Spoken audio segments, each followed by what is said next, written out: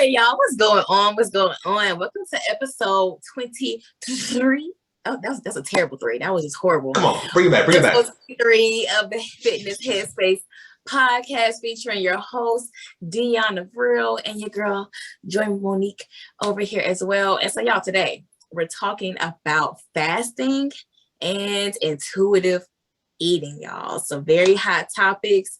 I know it's so many different versions of fasting out there. It's a lot of information going around. So, we had to come in here and give our little 2 cents when it comes to the conversation about how to fast, what the benefits are, possible side effects, all that good stuff. And so I think I'm gonna let Deion go ahead and get us started and get the ball rolling with today's conversation.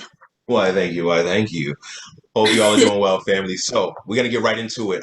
So there's a couple of things that we want to explain to you. So first and foremost, the obvious, what is fasting? We're going to be looking back and forth on our notes because we wrote a lot of stuff down. So we just want to try to keep it as organized as possible this time.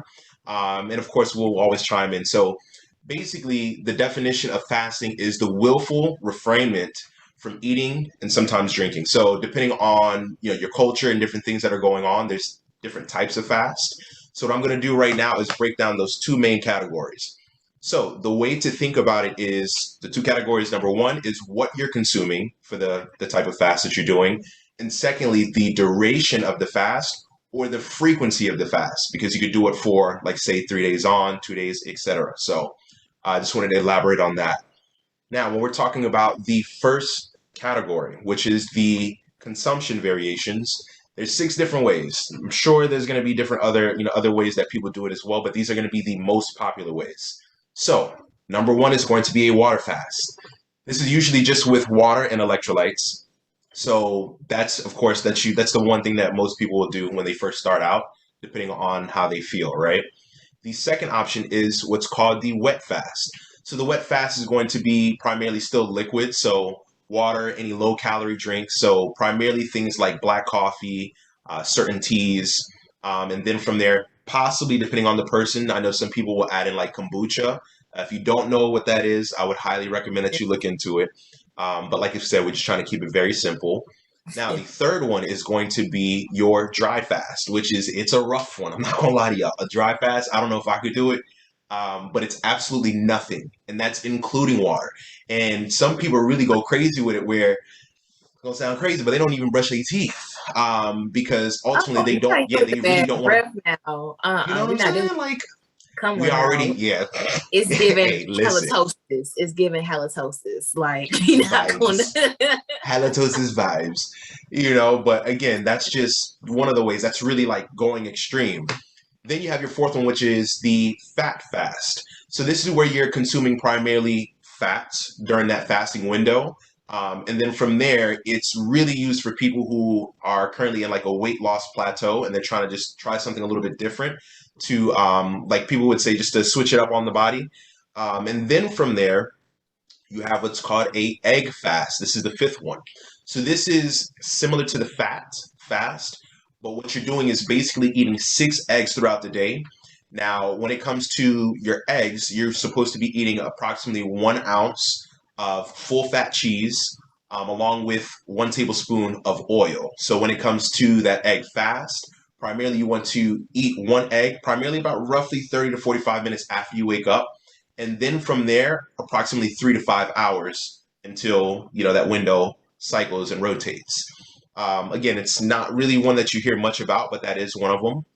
Now, the last one is called the bulletproof fast. So this is where this kind of goes more into the frequency, but Joy is going to take care of that, and she'll explain a little bit about that frequency, which is called intermittent fasting. And this is where people primarily focus on things like coffee early in the day, and they still have those fats that they consume, similar to, like I said, the egg fast or the fat fast. Primarily, and then they're eating their main meals throughout the middle of the day. Now, just keep in mind, we're going to give all the resources and the videos that we're kind of, giving you more information from, so you can kind of go in and dig in a little bit more detail if you have more questions as well too.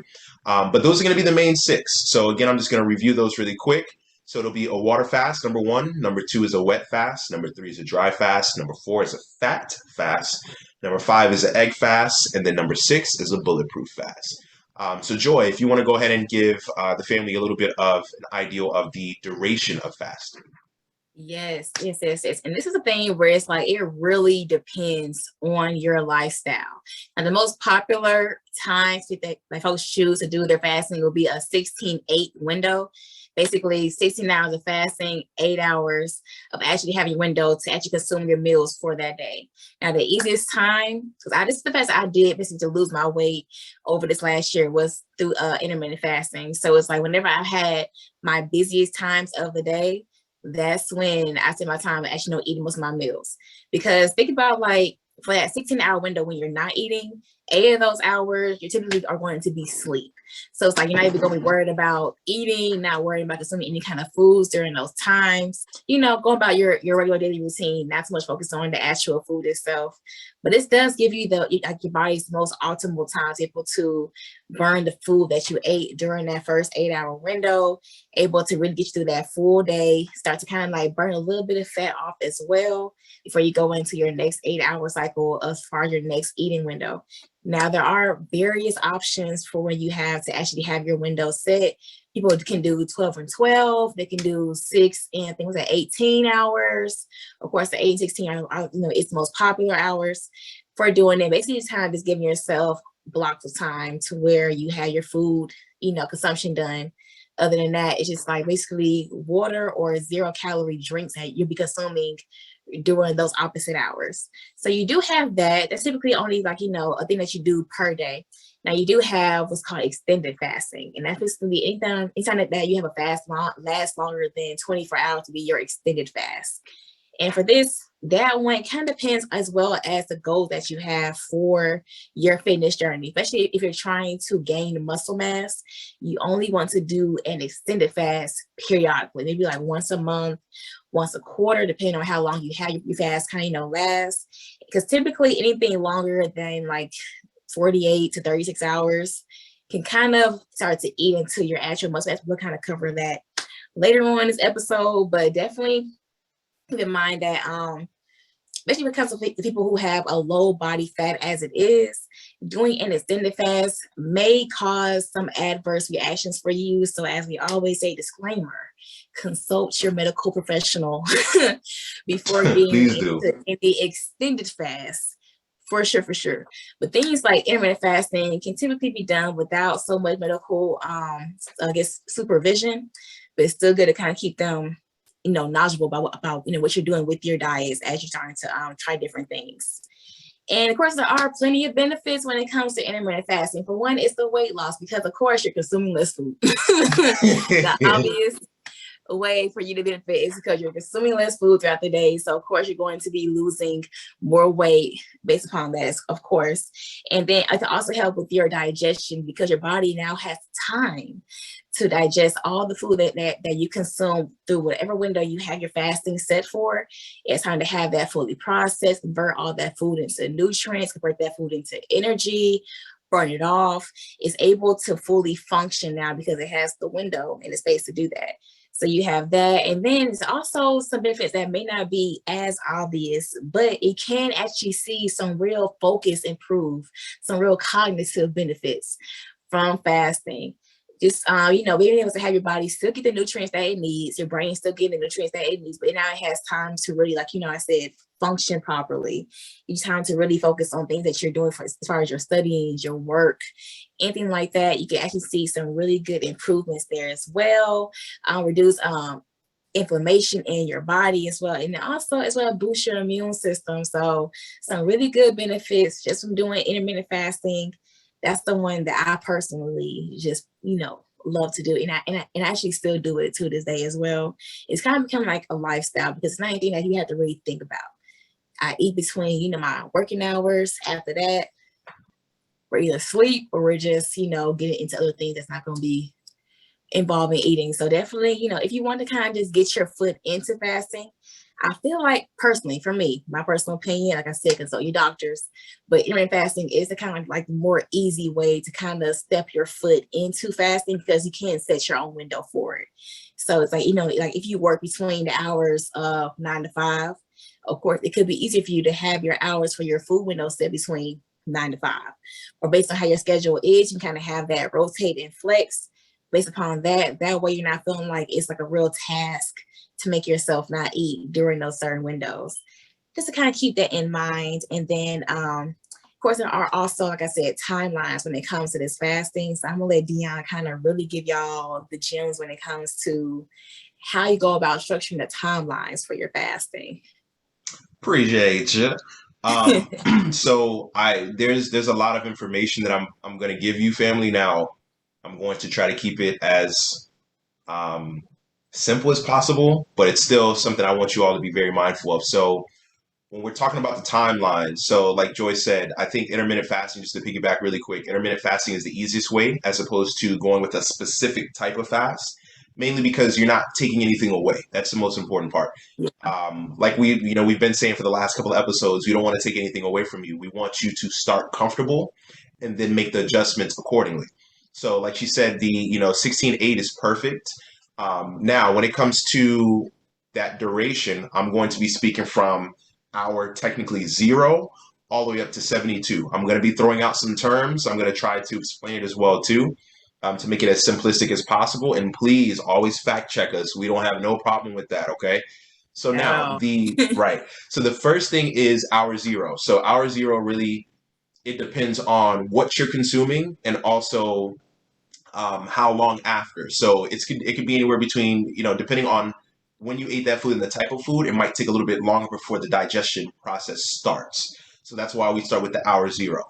Now, once you get into your 4 to 8 hour window of, let's say, a 24-hour fast, as we're going, and we're going to go further on, like we said, up to 72, you're looking at things like your blood sugar and your insulin levels will drop, okay? So like we were saying before with carbohydrates, when you eat certain carbs, especially things that are like high in sugar, it's going to spike your insulin level.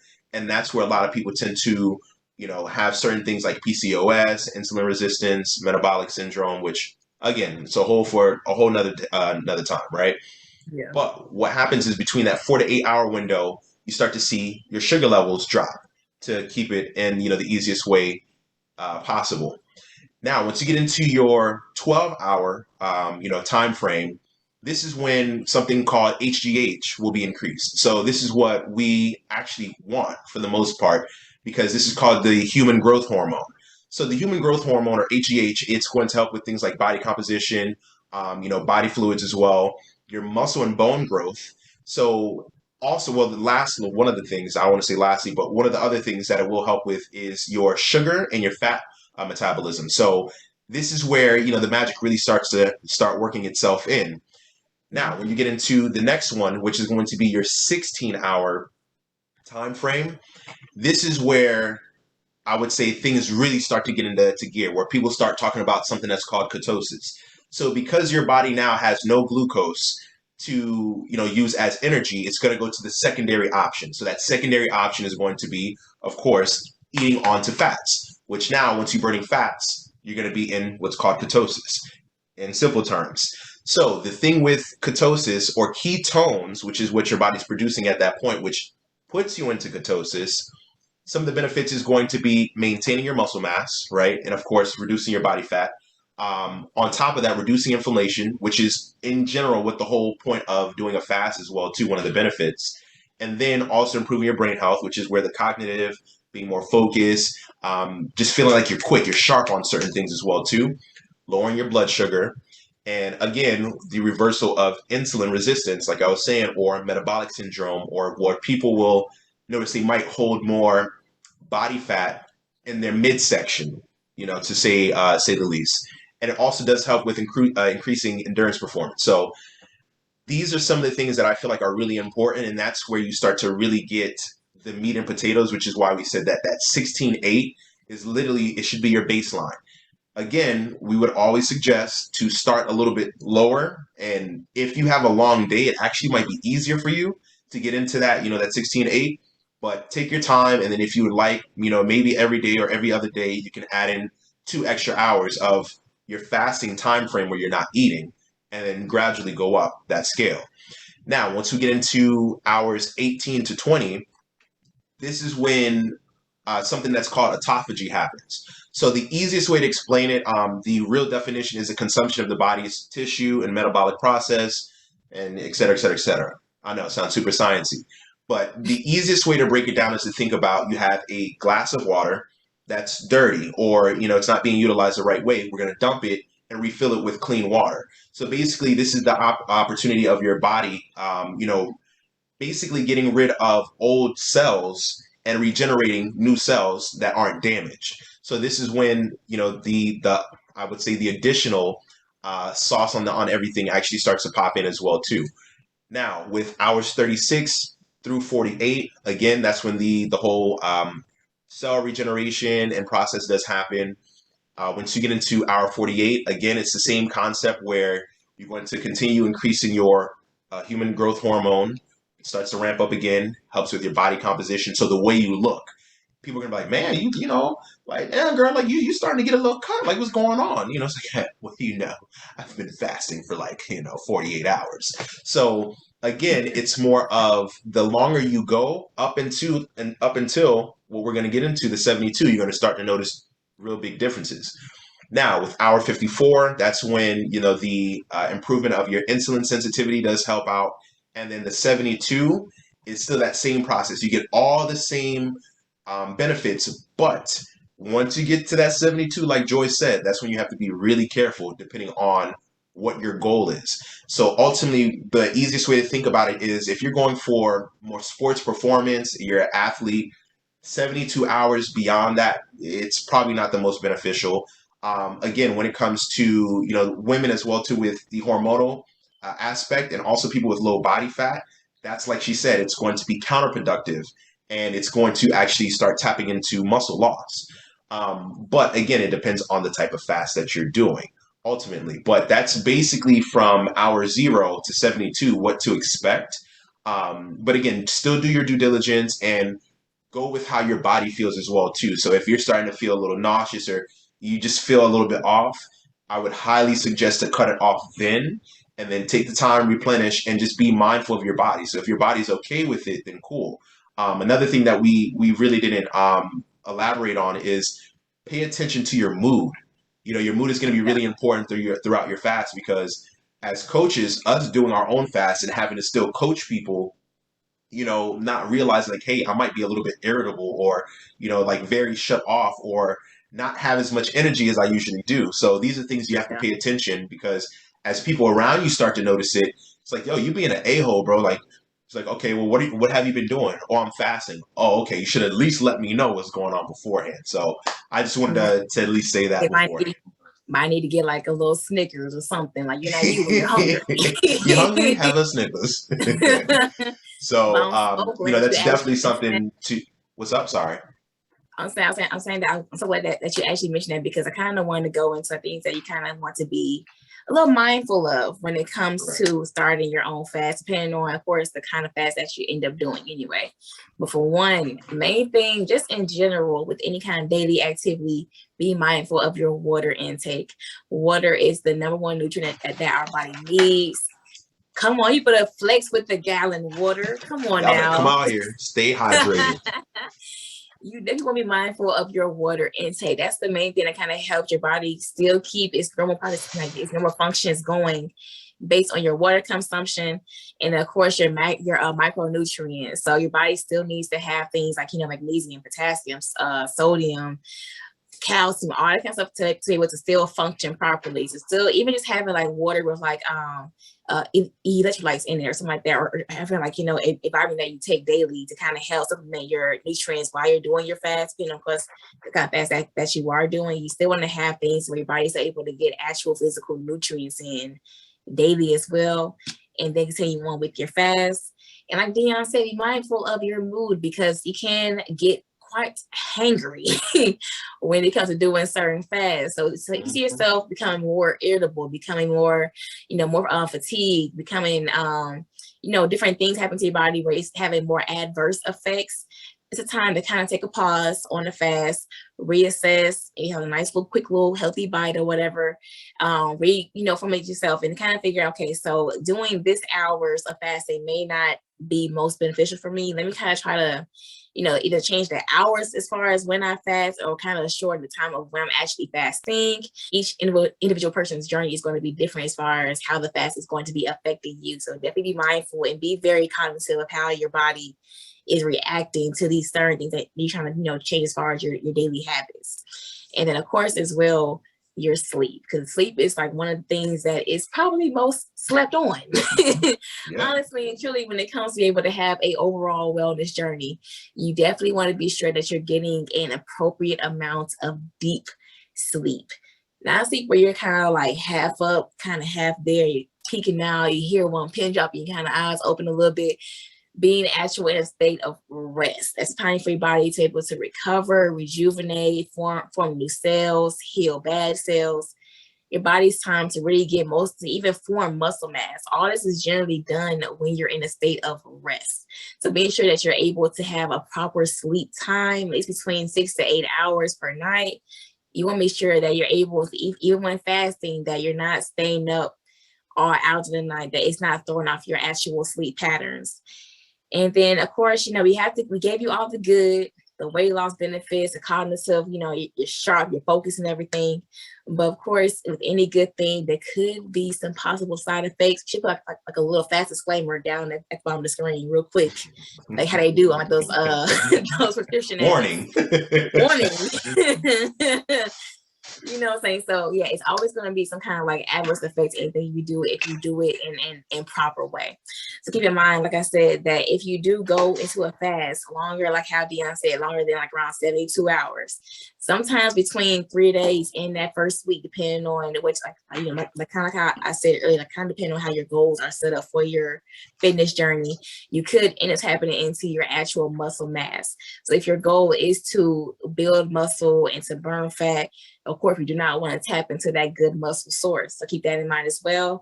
And then also possibly becoming nutrient deficient, saying your body does not have enough nutrients in it to function properly. If you want to keep that in mind, it will kind of show itself when you're not able to think as clearly, when if you're able to, let's say, like not be as focused, if you're not as, you feel like more fatigued, like it will kind of show itself as far as if you're not getting like enough nutrients, your body will tell you that it needs to have more nutrients in. So definitely be, like I said, mindful of how your body reacts to certain things. And then of course, saying we have where if you're not getting enough sleep, you're not getting enough nutrients in, you can become, like I say, more fatigued, dizzy, your mood could change. Like I said, get you a Snickers, something healthy, you're mindful, for your journey to kind of keep your body, kind of keep you, back on the up and up. And of course, you can also possibly lead to weight gain, especially because your body is in a state of trying to survive when it goes into a fasting mode for too long.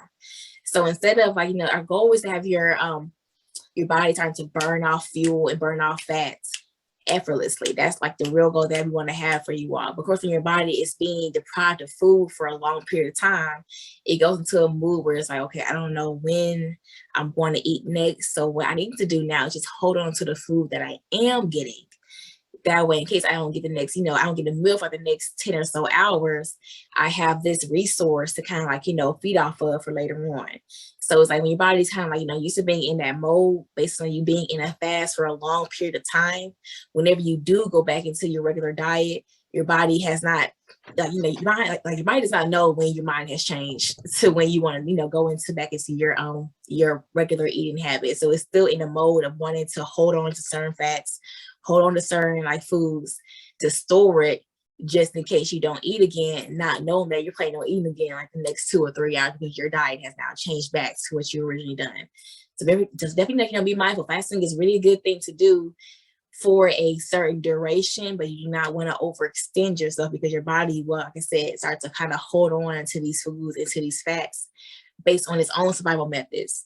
So you have that, and of course, by that happening or not having enough nutrients, you can lead into other health conditions, being anemic, having certain heart problems, other medical conditions can arise based upon your body not having what it needs as far as its daily nutrient intake. So we have to give you the good, with the bad as well. Of course, like I said, it kind of depends on what kind you do. So fasting, like I said, it's not anything that's going to be so negative for your body, but it's all about being mindful on how your body reacts to certain things. And then kind of go into that. It's kind of you want to think of it as like being more intuitive when it comes to your eating. So it's a thing that is kind of almost self-explanatory. Intuitive eating, just like I said, like this whole thing said, like, this whole podcast, being mindful. So knowing when you're actually hungry versus when you're hungry because of convenience, because you see food is like, around you, or being hungry because you have like a certain kind of taste, but not like your body is not hungry. You can see an ad on TV with a nice juicy burger on there, the sauce dripping down, cheese looking real good, onions looking crispy. And all of a sudden your brain will think, oh, I think we're hungry. I think we need that. I think we want that. But you're not actually hungry. So like, being mindful of when your body's actually craving nutrients versus when your mind is saying, oh, this looks good, I think I need to eat that right now. So you have that. So it kind of goes back into eating when you're actually hungry, and then choosing the right food. So intuitive eating, even though it's like a non-diet, because there's no one food that you have to restrict to have an intuitive eating plan. Basically, it's just like when your body's actually hungry, you're feeding it foods that it can use to still function properly and have a high nutrition content when it comes to your food. So it's not like, a go ahead to just like eat whatever you want because you're just being intuitive. It's still like, okay, my body still needs to have its, carbs, its protein, its healthy greens, its water intake. It has to have these certain vitamins, minerals in. I get that. I understand that.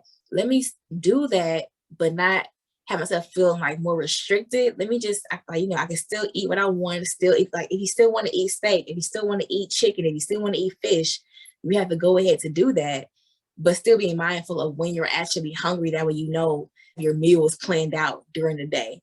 So you have that. And then, having foods that are very fulfilling, so having a well-balanced plate in front of you, a good amount, like I said, of carbs, of proteins, of fats, of, sugars, and of course your water intake as well.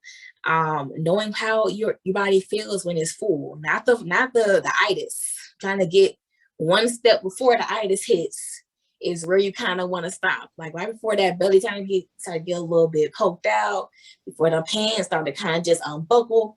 When you feel yourself, it's like, okay, I think I'm feeling satisfied. That's the whole point. We kind of want you guys to kind of get to a point of being satisfied with your meals before you get to the point of actually being full, and being and knowing how much food you need to intake before you get to that feeling of being satisfied when it comes to your meals.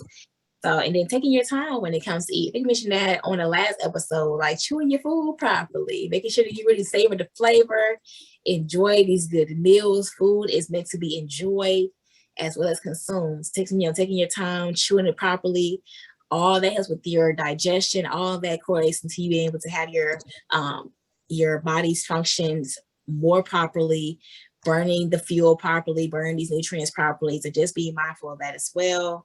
And kind of like how I said earlier, being mindful whether or not you're eating out of convenience, out of triggered hunger through ads on TV, or emotional eating because you're stressed or happy or sad. Knowing what triggers certain reactions for your body and for your hunger, and knowing alternatives for yourself for that as well. So instead of if you're feeling happy or whatever, instead of going out to a dinner, maybe go out shopping instead, or go see a movie, or, buy a nice book at the store, buy a new video game, whatever you want to do to help yourself feel accomplished. You can still do that without having to always incorporate food into the picture as well. So you have that. And then, kind of also being mindful of the frequency that you eat as well. I know we're kind of used to putting ourselves like on a schedule. Okay, wake up at 6, eat at 9, eat at 12, eat at 3, eat at 7. It's like your body's is not necessarily going to be on that same schedule that your day runs on. So, you have, a lunch break at 12 o'clock, you may not get hungry until like around 1 o'clock, maybe 2 or 3. So still knowing, okay, during my lunch break, I can go for a nice little walk, do whatever else, sit in the car, read a book, take a nap, whatever you want to do during your break is completely on you. But then knowing, okay, my body is actually going to be hungry around this next hour. So still having, meals prepared to where you're able to still have a good, well-balanced diet ready for you when your body actually needs it. So that kind of gives you, like, you guys a full rundown on fasting, like a nice little fasting one-on-one class, intuitive eating, the things that we don't want you guys to be overwhelmed by trying to fit a certain kind of mold when it comes to your fasting, whether you do it for your religious reason or just because you want to lose weight. Find what works best for you, but also be mindful as far as how your body feels for it, and also keep in mind as far as what the adverse effects can be if you do it for too long with certain kind of plans. But I think I'm gonna let Deion kind of just give us a nice little end segment to this podcast and kind of bring it all together for us. Man, I don't think I could have done it any better. You hit everything exactly the way it needs to be hit, and just to kind of just say one thing that you said, I just want to make sure we reiterate it to everyone, is that we're conditioned to eat at certain times and a certain amount of times every day. So that's the whole point of intuitive eating. And that's why we feel like those two, intuitive eating and fasting, go hand in hand, because it does teach you new healthy habits in regards of not feeling like you always have to eat. Because there is this thing where, we're always chewing. It's like an oral fixation. We're always chewing. So it's like, oh, I feel like I need to eat. Feeling like needing to eat, as opposed to, like you said, actually wanting to eat, is completely different. Just because your stomach is rumbling does not necessarily mean that you're ready to eat. So it's a whole digestive process that's going on, which is why it's rumbling. So just being very mindful of that. That's all I wanted to touch base on. But like we said, just be mindful in the sense of what works for you. Start slow, consult with your physician, and don't take anything away from yourself. Because the minute that it feels like it's a chore, or you're like, you know what, like I don't really feel like doing this anymore, that's when you'll know. And again, pay attention to your body, pay attention to your mood, pay attention to how you feel, okay? And I would highly suggest, as a last thing before we end it, take pictures. Take pictures. So, like I always tell everybody, get something that's well lit, front. When you're doing your side, turn, arms out, and then turn around with your back. And notice how your body changes. Everybody holds on to water differently. Everybody holds on to body fat differently. So where I can lose it one place, Joy might lose it somewhere else, and you might lose it somewhere else as well too. So just be mindful of how that looks, because that'll give you a really good indication as you start to reduce your body fat. In general, you'll know where to see it first. So in the event of you might be adding that weight back on, that's also another indication, like, okay, I might be, for example, like a lot of people tell you, if you have on a ring, you'll know that you're either gaining weight or water weight in general if the ring is super, super tight on the same finger that you always use. So I like to use that indication as well too.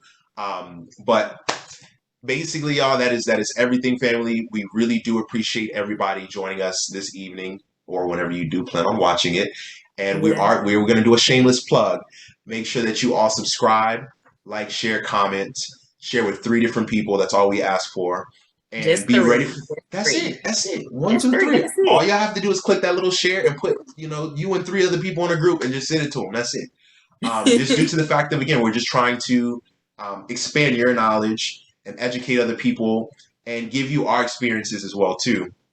Now, one thing I do want to go ahead and plug in as well. Follow us on Instagram, because we're always dropping new content as well too, whether it's about the podcast or anything that we're doing as well. Because again, although we're collective here, we still got different things that we do, and we really want you to tap in on both sides and see how we do things.